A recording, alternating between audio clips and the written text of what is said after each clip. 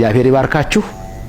ድንግል በምልጃዋ ታስባችሁ፣ መላእክትም በጥበቃ አይለያችሁ። ባላችሁበት ሁሉ ልዑል እግዚአብሔር ይባርካችሁ፣ ፊቱንም ያብራላችሁ። አሁን የምገልጽላችሁ ከዕለተ ሰንበት ስያሜዎች በተለይ በአብይ ጾም ላይ ያለውን ሶስተኛ ሳምንት ምኩራብ ይሆናል። ሶስተኛው ሳምንት ምኩራብ ተብሎ ይታወቃል። ይህም ቀን ጌታችን መድኃኒታችን ኢየሱስ ክርስቶስ ወደ ምኩራብ ገብቶ ያስተማረበትን ዕለት እናስብና አጠቃላይ ቤተ መቅደሱን ግን እግዚአብሔር እንዴት እንደወደደው ነው። በዚህ ሳምንት ውስጥ እነሆ አጠቃላይ የሚገለጸው የቤተ ክርስቲያናችን ትምህርት ምኩራቡን፣ የጸሎት ቤቱን፣ መቅደሱን እግዚአብሔር እንዴት እንደሚወደው ነው። በመጀመሪያ እግዚአብሔርን ያመሰግን ዘንድ ቦታ ለይቶ መካነ ቀኖና፣ መካነ ንስሐ፣ መካነ ጸሎት አድርጎ አዳምን እንሆ ነበረ ከሚስቱ ከሔዋን ጋር ከልጆቹም ይጸልይ ነበረ። ያ ሲወርድ ሲዋረድ መጥቶ ከዛ በኋላ እነሆ ሙሴ ለእግዚአብሔር ማደሪያ ድንኳን እንዳደረገለት እናውቃለን። የመገናኛው ድንኳን ተብሎ ይጠራል። ከዛ በኋላ እግዚአብሔር እንደፈቀደ በቀዳማዊ ነገሥት ምዕራፍ 4 ላይ እንደምታዩት እነሆ ለእግዚአብሔር ማደሪያ ለቃል ኪዳኑ ታቦት የዳዊት ልጅ ንጉሥ ሶሎሞን እነሆ መቅደስን ሰራለት። እግዚአብሔር በመጀመሪያም ትእዛዝ ሲሰጥ ለሙሴ እንዲህ የሚል ቃል ነግሮት ነበረ።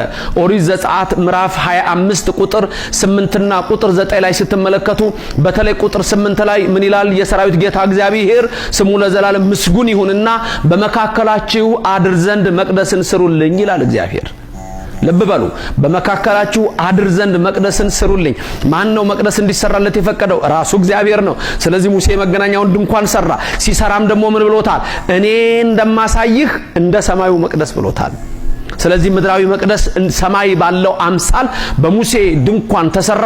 ሶሎሞን ንጉሱ ቤተ መቅደስን ሰራለት።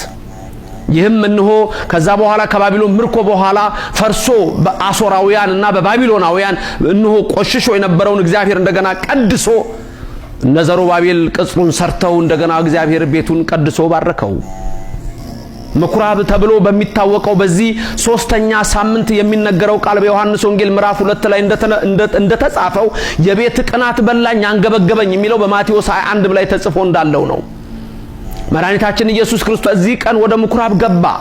ወደ ምኩራብ ገብቶ እነሆ ምኩራቡን የጸሎት ቤቱን የሌባ ዋሻ አድርገውታል። ስለዚህ ጌታ ምን አለ? ጅራፍ አበጅቶ አስወጣ። እስመ ቅንዓተ ቤትከ በላን፣ የቤት ቅናት በላኝ አንገበገበኝ ብሎ ይሄ ቤት የጸሎት ቤት ነው፣ ይሄ ቤት ማደሪያዬ ነው እንጂ የሌቦች ዋሻ አይደለም ብሎ መቅደሱን እግዚአብሔር ቀደሰው። ምኩራብ ተብሎ የሚታወቀው ይሄ ነው። ስለዚህ ምኩራብ የጸሎት ቤት ቤተ መቅደሱ የሚከብርበት የተከበረበት ዕለት ጌታችን መቅደስን የወደደበት የሚወድበት ለዘላለምም እነሆ የተቀደሰ ቤት ሲሆን እንደሆነ የሚያሳየን ትምህርት ነው።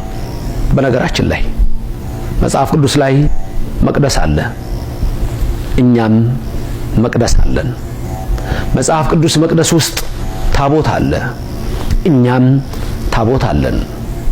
በመጽሐፍ ቅዱስ መቅደስ ውስጥ ካህናት አሉ፣ እኛም ካህናት አሉን። በመጽሐፍ ቅዱስ ውስጥ መቅደስ ውስጥ ጽና አለ፣ እኛም ጽና አለን። በመጽሐፍ ቅዱስ ውስጥ መቅደስ ውስጥ ዕጣን አለ፣ በእኛም መቅደስ ውስጥ ዕጣን አለ።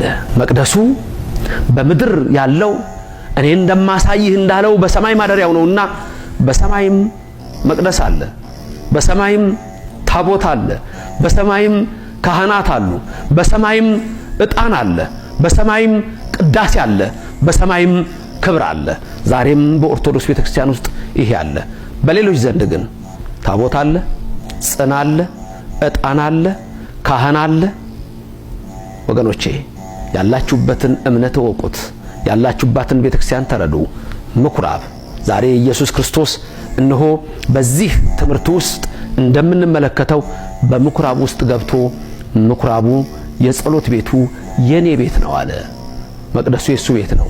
አሁንም በመቅደሱ ውስጥ እንደምንሰበሰብ ልባችንም የሱ ቤት ነው።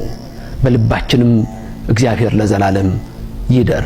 ልባችንም የሌቦች ዋሻ እንዳይሆን፣ ቅናትና ሐሜት እንዳይመላ፣ ክፋትና ጥርጥር በውስጡ እንዳይገባ እንደ ዳዊት ልበ ንጹሃ ፍጥር ሊተ እግዚኦ፣ አቤቱ የቀናውን መንፈስ በውስጤ ፍጠር አድስ እያለ እንደተናገረው ልባችንም ለሱ ማደሪያ ይሁን። አዎ መቅደስ አለን፣ እንሰበሰባለን። ልባችንም የሱ መቅደስ ነውና ጸንቶ ይኖር። ቤቴ የጸሎት ቤት ይባላል።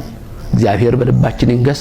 እግዚአብሔር በዚህች እምነት ውስጥ ስላደረገን ስሙ የተመሰገነ ይሁን። አሜን። እግዚአብሔር ይባርካችሁ። ድንግል በምልጃዋ ታስባችሁ፣ መላእክትም በጥበቃ አይለያችሁ። አሜን።